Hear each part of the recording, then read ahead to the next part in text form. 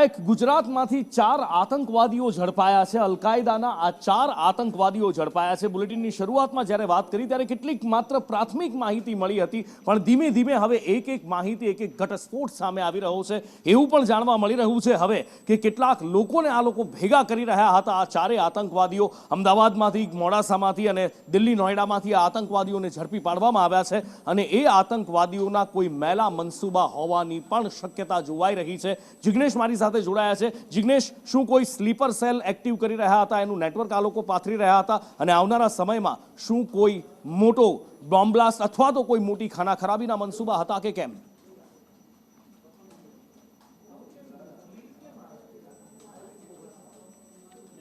જિગ્નેશ સાથે સંપર્ક અમે કરી રહ્યા છીએ, પણ અત્યારે જે આતંકવાદીઓ તમે જોઈ રહ્યા છો 4 જણા છે, એ ચારે 4 એટીએસની ગિરફ્તમાં છે। ગુજરાત એટીએસને એક આ મોટી સફળતા મળી છે। કોઈ મોટી ખાના ખરાબી થાય રાજ્યમાં કે દેશમાં એ પહેલા જ અત્યારે આતંકવાદીઓને આ ઝડપી લેવામાં આવ્યા છે।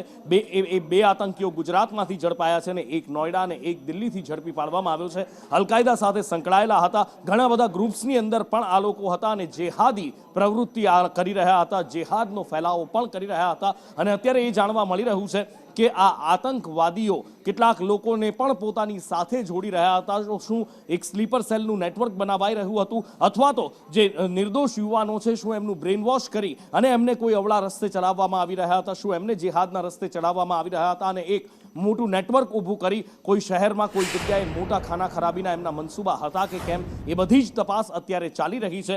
આ આતંકવાદીઓને 4 આતંકવાદીઓને ઝડપી પાડી એક મોટી સફળતા ગુજરાત એટીએસને મળી છે અને ગુજરાત એટીએસ હવે એમની કડક હાથે પૂછપરછ પણ શરૂ કરી ચૂકી છે અને સાથે સાથે જ એમની પાસેથી હવે બધા જ રાઝ ઓકાવવામાં આવશે કે અલ-કાયદા સાથે એ કેવી રીતે જોડાયા હતા। કારણ કે ચોંકાવનારી વાત એ છે કે આ ચારેય આતંકવાદીઓ ભારતીય મૂળના છે। અત્યારે પ્રાઇમા ફેસી પ્રાથમિક તપાસમાં એ માહિતી સામે આવી છે કે ચારેય ભારતીય નાગરિક છે અને ભારતીય નાગરિક બની અને આ રીતે દેશ વિરોધી પ્રવૃત્તિ કરી રહ્યા હતા। જિગ્નેશ જોડાઈ ચૂક્યા છે મારી સાથે। જિગ્નેશ, શું મનસૂબા હતા? કેમ લોકોને ભેગા કરી રહ્યા હતા? શું કોઈ ફોડ પડ્યો છે કે કેમ?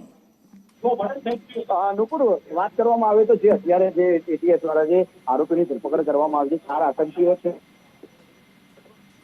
દિલ્હી, અરવલ્લી, અમદાવાદ અને મોડાસાથી થઈ છે અને તેની સાથે જ તેમની પાસેથી જે મોબાઈલ અને જે અન્ય ગેજેટ મળે છે તેને લઈને પણ એટીએસ તપાસ કરી રહી છે। કારણ કે લાંબા સમયથી જે આતંકીઓ છે તે સોશિયલ મીડિયા પર લોકોને જોડતા હતા, રેડિકલાઇઝ કરવાનું કામ કરતા હતા અને તમામ જે આતંકીઓ ઝડપાયા છે તે અલ-કાયદા ઇન્ડિયા માટે કામ કરતા હોવાનું સામે આવ્યું છે।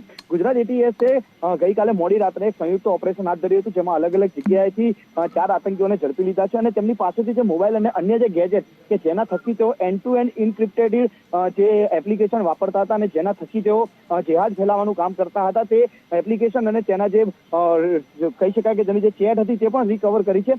જે ચેટના આધારે હવે તેને ડીકોડ કરી અને આ જે 4 આતંકીઓ પકડાયા છે તેમના ગ્રુપમાં કેટલા લોકો સામેલ હતા, દેશના કયા કયા ખૂણામાંથી તે લોકો જોડાયેલા હતા, જોડાયેલા વ્યક્તિઓ સાથે કયા પ્રકારનો સંવાદ અંદર થતો હતો, તેમને કોઈ ટાસ્ક સોંપવામાં આવતો હતો કે તેમને કોઈ આદેશ આપવામાં આવતા, તે તમામ જે હકીકત છે તે હવે એટીએસ તેની તપાસ કરી રહી છે। સાથે જે 4 આતંકીઓ ઝડપાયા છે, જેમાંથી એક અમદાવાદના જે ફતેવાડી વિસ્તાર છે તેમાં રહેવાસી છે કે જ્યાં તે અહીંયા જે ફતેવાડીની ગુલ મોહમ્મદ જે સોસાયટી છે ત્યાં રહેતો હતો અને તેની સાથે જે અન્ય 4 આરોપીઓ છે તેમાંથી એક છે તે મીર મદારી ગલી જે દિલ્હી ખાતે આવેલી છે ત્યાંથી તેની ધરપકડ થઈ છે। અન્ય જે સૈફુલ્લા છે તેની ધરપકડ જે કાઠિયાવાડ નિયર ભોયવાડ જે છે મોડાસા ત્યાંથી તેની ધરપકડ કરવામાં આવી છે અને જે જીશાન છે તેની ધરપકડ સેક્ટર 63 નોઈડાથી થઈ છે। એટલે કે જે 4 અલગ અલગ જગ્યાઓ પરથી ઝડપાયા છે તેઓના વચ્ચે કનેક્શન શું છે, તેમના આકા કોણ છે, તેમને ગાઈડન્સ આપનાર વ્યક્તિ કોણ છે, તે તમામની તપાસ એટીએસ દ્વારા શરૂ કરવામાં આવી છે।